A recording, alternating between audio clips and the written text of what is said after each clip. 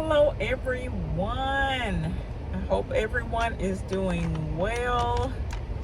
As you can see, I am in my vehicle again driving, and I've decided to pop on so that I can talk about something financially related. So yeah, I don't really know what I want to talk about today, but I'm just going to continue to talk until I talk upon a topic. So that's kind of what we got going on today. I typically have like an hour, probably hour or more drive into work during this time of the day. If I go at my normal pre-pandemic time, I would be there at 5 o'clock in the morning. So wouldn't have to worry about all this traffic. I actually got to work in about 35 minutes. But yeah, I have all this time, and I have to sit in traffic, and school buses are out and all that good stuff. So hey, why not hop on and chit chat? So let's see, our topic for today, as it relates to finances, I am going to talk to you, the audience, about saving. Yes, that's one of my favorite topics to talk about.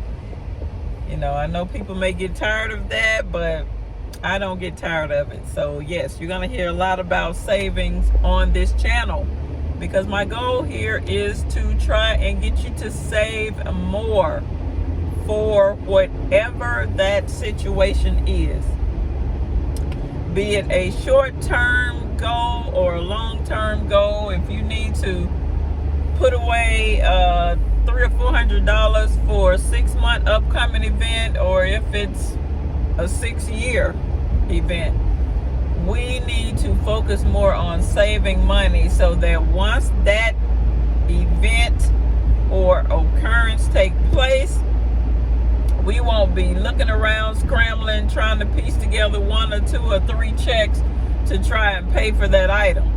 So it's way easier to, for example, if we are going to be saving for a $500 purchase, whatever it is,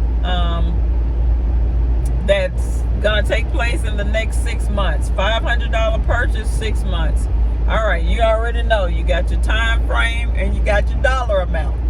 So with that being said, if you have, let's say 6 months, let's just round that to 4 weeks in each month, right? 4 weeks in each month. So you have 24 weeks, basically. So you can either divide that $500 by 24 if you get paid weekly.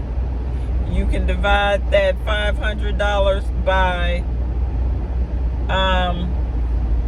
12 if you get paid every 2 weeks, or you can divide that $500 by 6 if you get paid once a month. So that is literally what you need to do, so that you can make sure that you are putting away money or saving monies for that activity. It is just that simple, guys. That's what you got to do. I cannot stress it enough.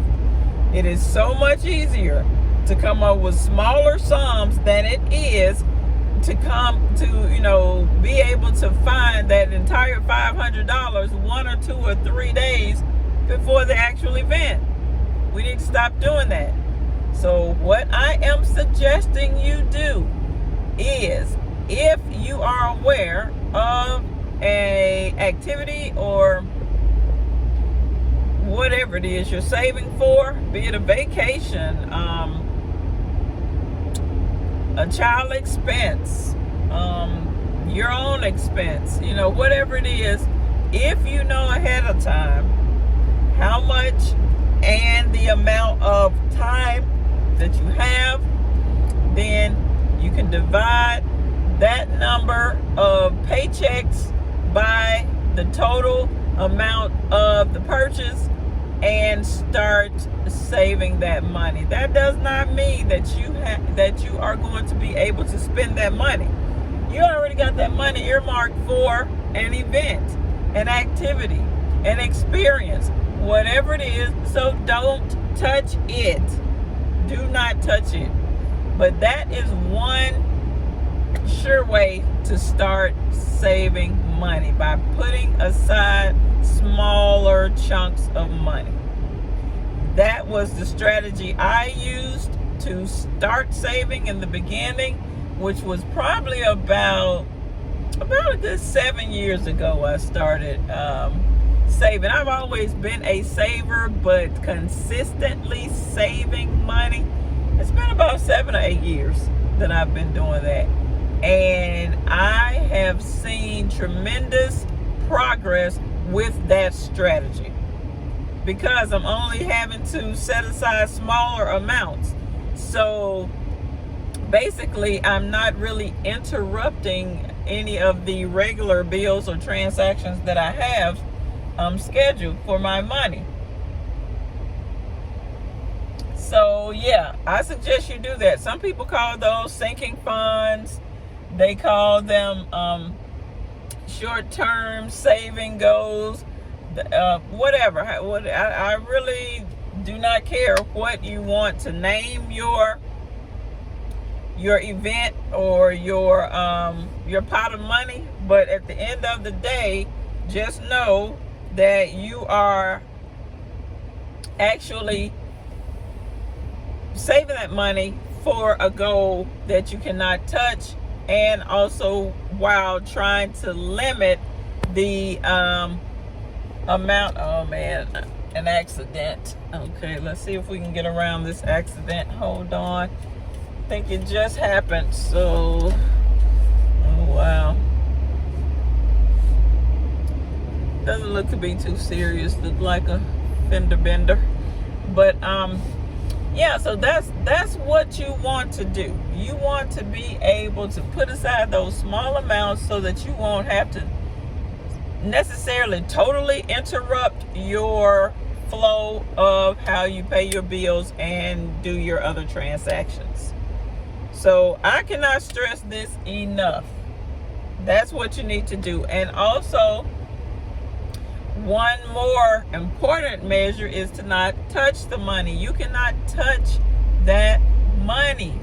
So that's where a sense of your discipline comes in. You know, you already know you're saving it for a goal. So if I'm saving to purchase an item, I cannot use that same money to go on a vacation. It's just not going to happen that way. It's already earmarked for one event. So yeah, that's my suggestion on starting to save, or saving for beginners. You know, we got to start somewhere.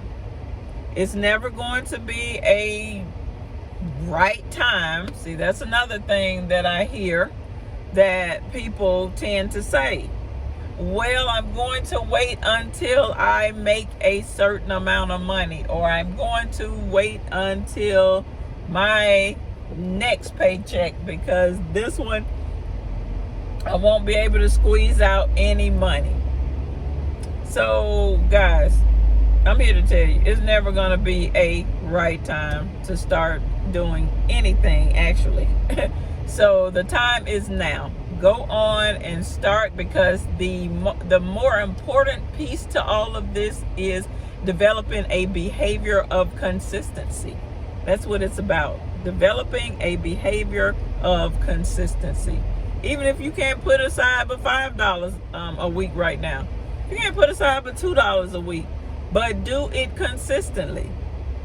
That is where you're building the habit. And then as the time passes and you perhaps receive increases in pay, or find other ways to bring in more income, then you can increase that dollar amount that you're saving for whatever goal it is.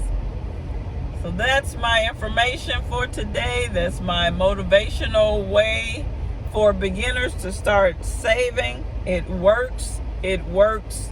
It works.